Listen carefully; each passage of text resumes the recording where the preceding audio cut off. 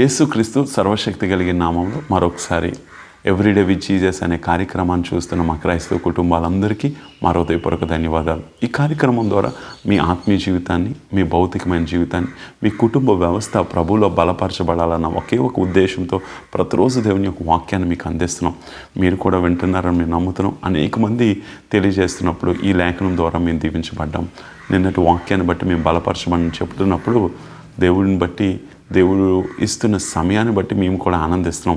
ప్రభు పరిచర్య అనేక మందికి దీవెనకరంగా ఉంటుందని ఈ ఒక్క ఉదయకాల సమయంలో మరొక లేఖన భాగాన్ని మేము ముందుంచాలని నేను ఆశపడతాను. అపోస్తులైన పౌలు తిమోతికి రాస్తూ చూడండి, బైబిల్ గ్రంథం ఉన్నట్లయితే 2 తిమోతికి రాసిన 2వ పత్రిక 2వ అధ్యాయము 11వ వచనం. ఈ మాట నమ్మదగినది, ఏదనగా మనం ఆయనతో కూడా చనిపోయిన వారమైతే ఆయనతో కూడా బ్రతుకుదాం. బైబిల్ గ్రంథంలో చాలా స్పష్టంగా మనం ఆయనతో కూడా చనిపోయిన వారమైతే మనం ఆయనతో కూడా బ్రతుకుదాము అంట. మనం ఎలా చనిపోవాలండి? శరీరం చచ్చిపోవాలి, ఆత్మ జీవించాలి. అందుకే అపోస్తులైన పౌలు అంటాడు, జీవించున్నది నేను కాదు, నా యందు క్రీస్తే. ఈరోజు మన శరీరం చనిపోతుందా, ఆత్మ చనిపోతుందా? అందుకే ఆత్మ లేనివాడు నా వాడు కాదు అని దేవుని వాక్యం చెప్తుంది. ఆత్మానుసారంగా నడుచుకుని మీరు శరీర క్రియలను నెరవేర్చడం దేవుని వాక్యం చెప్తుంది. ఇక్కడ మీరు క్రీస్తుతో కూడా చనిపోయిన వారైతే ఆయనతో కూడా బ్రతుకుదురట.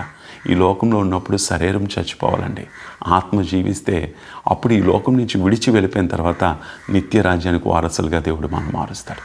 ఈ లోకంలో మన శరీరాన్ని పోషించుకొని ఈ లోకంలో శరీర ఆశలు, ఇంట్లో కూడా చాలాసార్లు ఎందుకు గొడవలు అవుతాయి భార్యాభర్తల మధ్య అంటే దేవుని సేవకుడిగా చెప్తున్నాను, జాగ్రత్త విను. ఈరోజు నీ ఇంట్లో తెలియకుండా పోరు ఎందుకు వస్తుందో తెలుసా? శరీరాన్ని సంతృప్తిపరచుకోవాలనుకుంటావు, శరీర ఆశలను, కోరికల్ని తృప్తిపరచుకోవాలని ఆశపడతావు. నీ భర్తకున్న శరీర కోరికలు లేదా నీకున్న శరీర కోరికలు తృప్తిపరచుకోవాలనుకుంటావు. కాబట్టే నీ కుటుంబం వెచ్చనమైపోద్ది. ధనము శాశ్వతమా? ఉద్యోగం శాశ్వతమా? నీ ఆడంబరాలు శాశ్వతమా? నీ బంగారం శాశ్వతమా? ఏది శాశ్వతము? క్రీస్తు యొక్క ప్రేమ శాశ్వతము, నిత్య రాజ్యము శాశ్వతము. ఈరోజు నీకు ధనముండి, ఆస్తులుండి, అంతస్తులుండి నీ ఇంట్లో సమాధానం లేకపోతే ఎంత ఉద్యోగం చేసుకుంటాం, ఎంత డబ్బులు సంపాదించుకుంటున్నాం? ఒకసారి నీ గురించి ఎప్పుడైనా దేవుని సన్నిధిలో మోకరించి ప్రార్థన చేసావా? ఏం సంపాదిస్తున్నావు? అందుకనే లోకాల్లో అంటాడు కదా, ఒకటి సర్వం సంపాదించుకుని వాడి ప్రాణాన్ని పోగొట్టుకుంటే ఏం ప్రయోజనం? ఇక్కడ అపోస్తులైన పౌలు తిమోతికి రాస్తున్నాడు, 2 తిమోతి 2వ అధ్యాయం 11వ వచనం ఏమని చెప్తున్నాడు? నువ్వు క్రీస్తు కూడా చనిపోయిన వాడు అయితే ఆయనతో కూడా బ్రతుకుతావట. చంపేసుకో.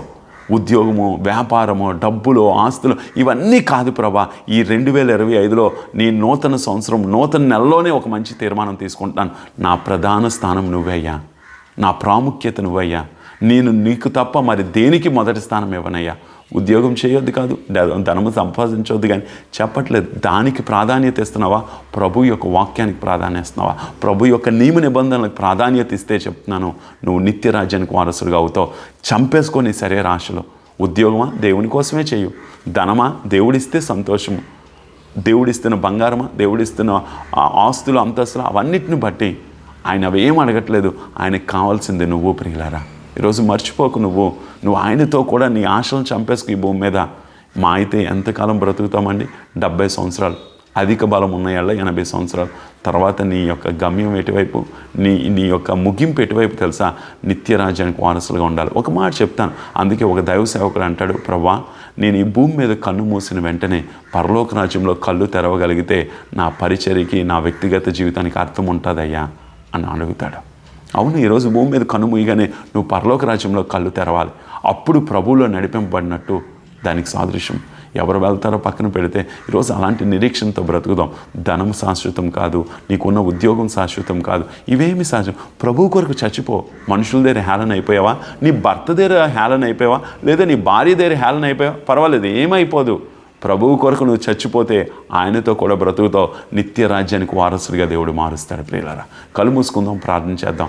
మా తండ్రి, మా ప్రభా, ఈ కార్యక్రమం చూస్తున్న పిల్లలేంటి, యవనస్తులేంటి, పెద్దవారేంటి, వృద్ధులేంటి, మేము ప్రభువు కొరకు చనిపోవాలి, ఆత్మలో జీవించగలగాలి.